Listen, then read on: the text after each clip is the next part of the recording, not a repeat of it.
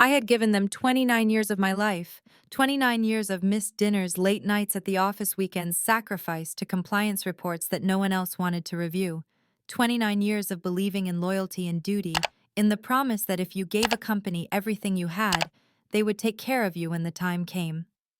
My pension was set to vest in 3 days, and I thought I had finally reached the moment where all that sacrifice would mean something.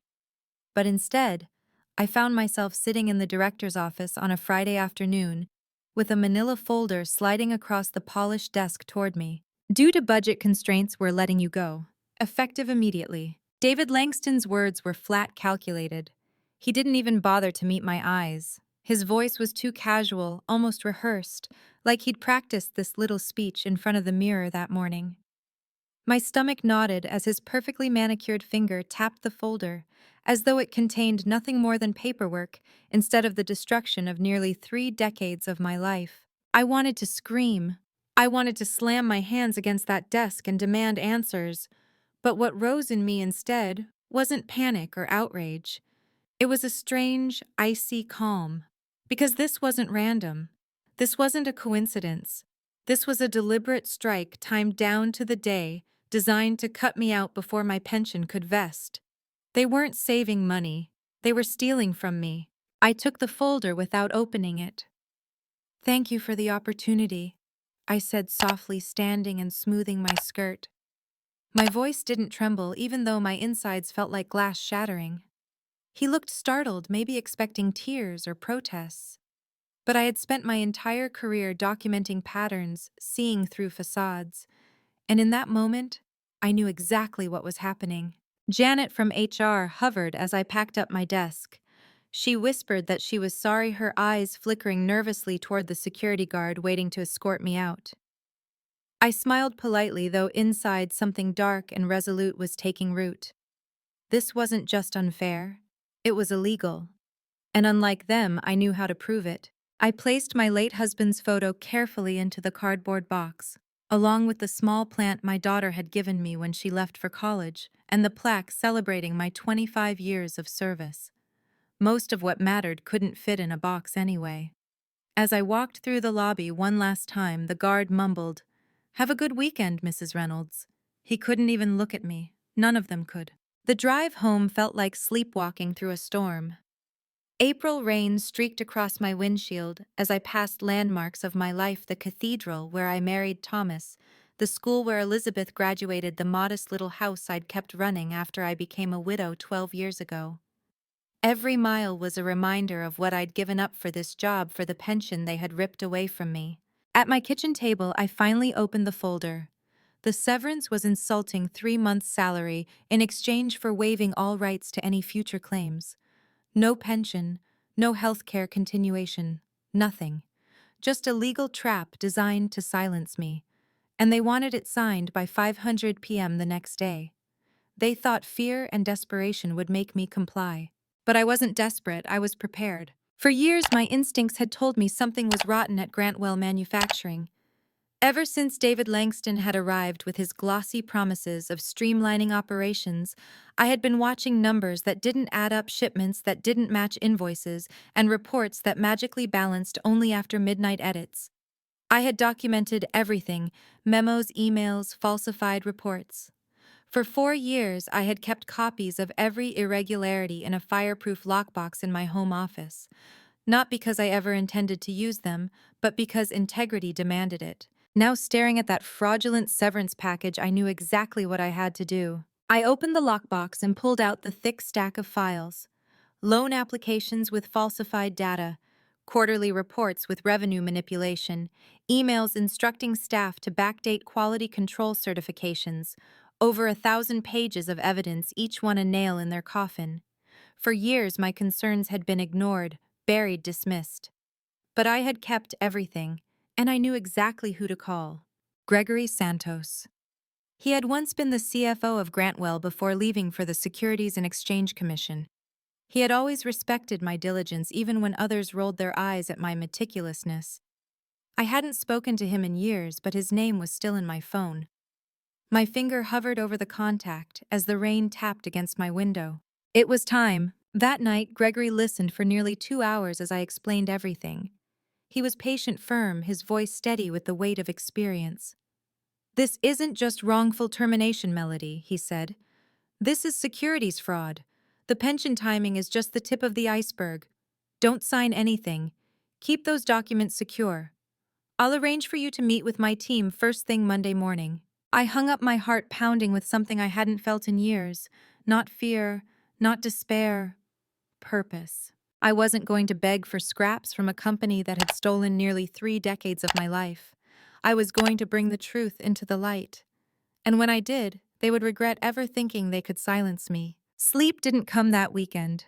I spent hours at my dining table sorting the files into neat stacks, labeling binders, cross-referencing emails with reports. It was the same work I had done faithfully for years. But this time, I wasn't doing it to protect Grantwell. I was doing it to expose them. Every highlighted discrepancy, every printed memo I had, once slipped quietly into my purse.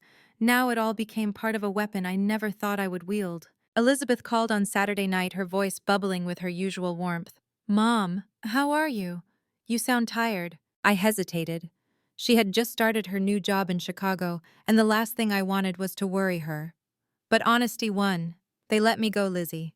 3 days before my pension vested." There was a silence, then an intake of breath. "They didn't." "Oh my God, Mom. After 29 years." "Yes." My voice cracked, but only slightly. "They called it budget cuts, but it was deliberate. They didn't want to pay me what I earned."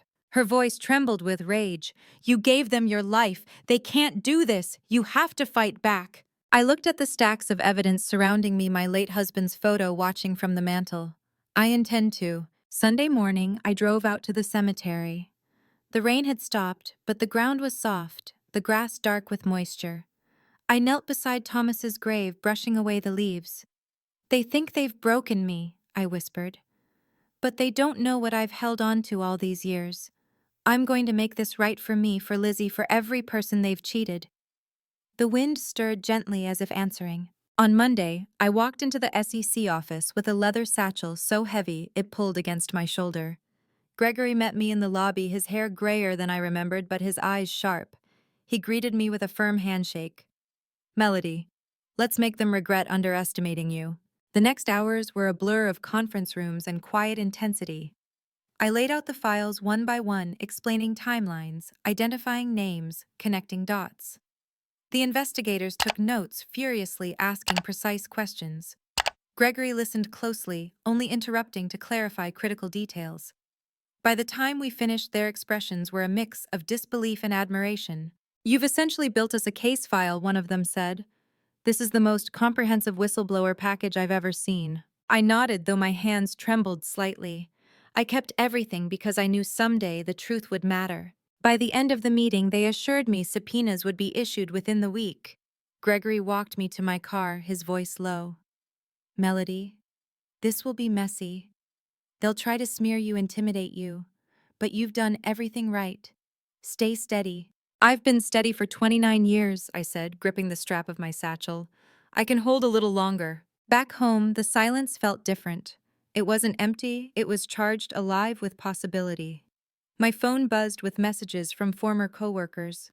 "We heard about you. It's not fair. Everyone's scared." I typed back carefully. "Stay calm. Things are in motion." I couldn't reveal more yet, but I wanted them to know they weren't alone. 2 weeks later, headlines broke. SEC investigates Grantwell Manufacturing for securities fraud. The story spread fast, details spilling out piece by piece. Allegations of falsified earnings, backdated reports, misused pension funds. My phone lit up with calls from reporters I didn't answer. My name wasn't public yet, but those inside the company knew. Then came the first call from David. His voice, once so smug, now quivered with barely contained panic. "Melody, we need to talk. I think there's been a misunderstanding." I almost laughed. "No misunderstanding, David. Just consequences." "You don't know what you're getting into," he hissed. "This could destroy us all." "You destroyed yourselves the day you chose greed over integrity," I said calmly. "Goodbye, David." I hung up, my heart pounding with a strange mixture of triumph and sorrow. It wasn't joy, it was vindication. A lifetime of being overlooked, dismissed, discarded had finally boiled down to this, the truth clawing its way into the light. The investigation widened. Executives were subpoenaed, HR documents demanded, pension records scrutinized. Whispers turned into confessions as employees sought immunity deals.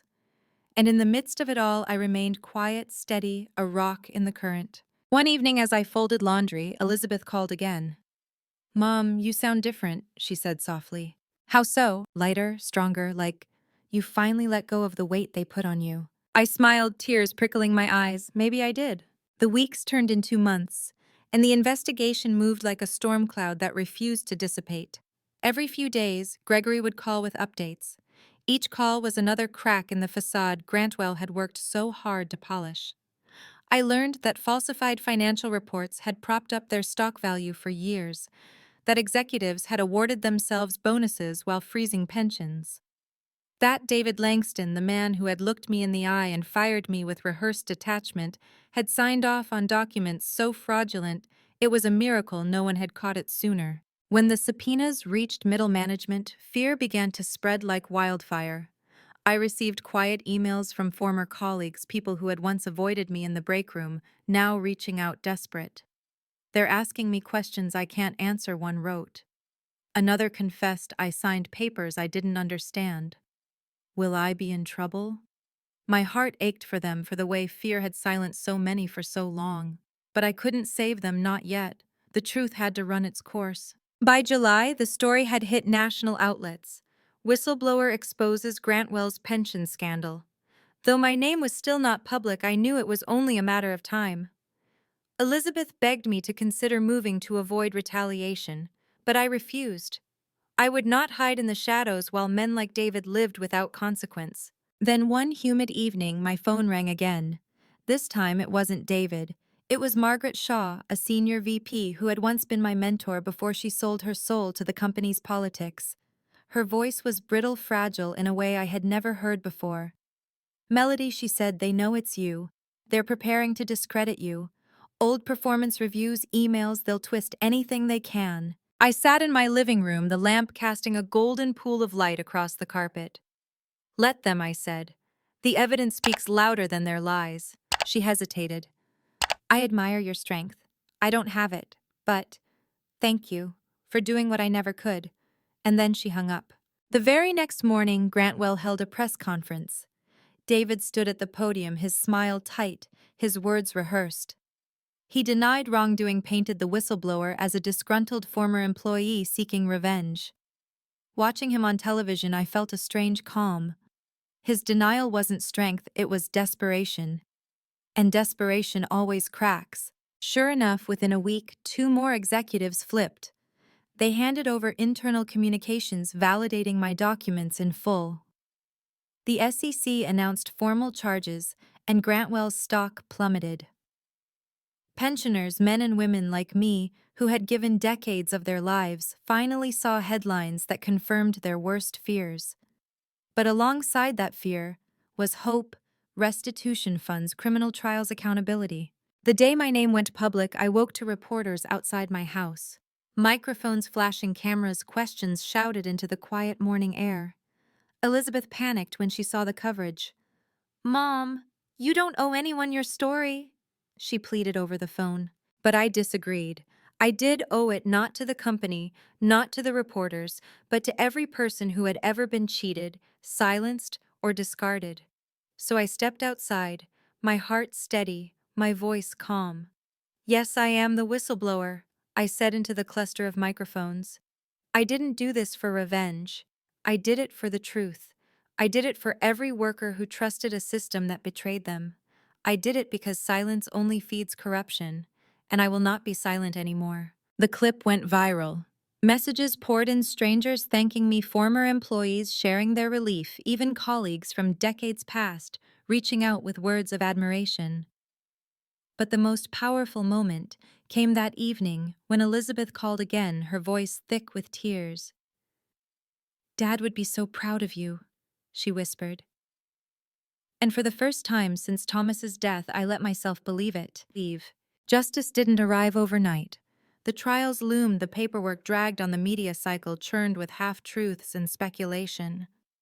But beneath it all, I felt lighter than I had in years. The chains of fear, of silence, of loyalty to a machine that never loved me back, they had all been broken. One afternoon, as I sat at the riverbank where Thomas and I had once taken Elizabeth to feed ducks, I closed my eyes and let the sun warm my face. The world was still imperfect, still unjust, still heavy with battles yet to fight. But I had fought mine, and I had won not just for myself, but for everyone who deserved better. The courtroom smelled faintly of old paper and polished wood, the kind of place where truths are forced into the open under the weight of law. I sat in the gallery, hands folded tightly in my lap, as the charges against Grantwell Manufacturing were read aloud. Securities fraud, wire fraud, pension theft.